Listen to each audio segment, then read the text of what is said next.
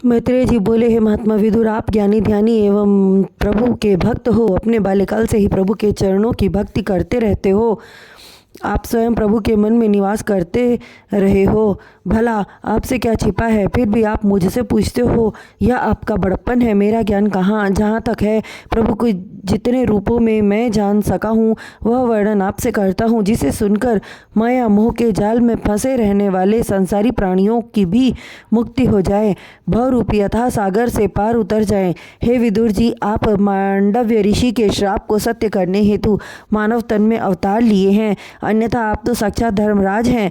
समस्त सृष्टि को संचालित करने वाली लीलाधारी प्रभु की श्री कृष्ण जी आपसे सलाह लिए बिना कोई कार्य न करते थे।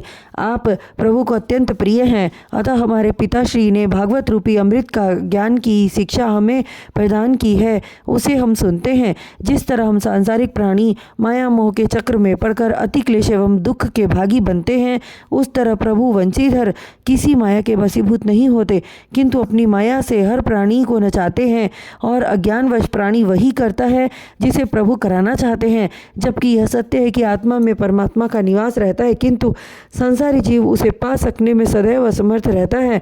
अज्ञानता का आवरण ही उसके समस्त दुखों का कारण है। यदि मनुष्य निष्काम भाव से प्रभु का ध्यान करे, उनके चरणों से अपनी प्रीति बढ़ाए, तो निश्चित रूप से वह परमात्मा में लीन हो जाएगा। तब विदुर जी नम्रतापूर्वक बोले, हे मैत्रेय जी, आपकी दया से मेरे मन का क्लेश मिट गया। आपके ज्ञान रूपी भोजन कराने से मेरी समझ में आ गया।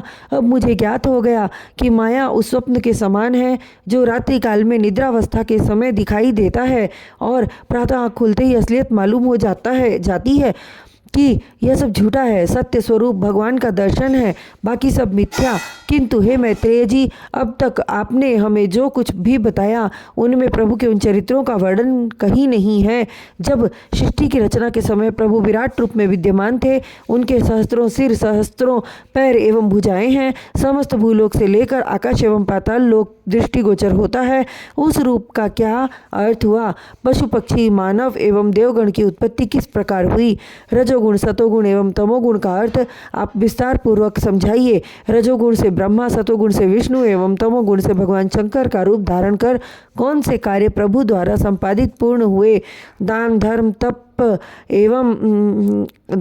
एवं तप से क्या लाभ है? प्रभु की प्राप्ति किस प्रकार होती है?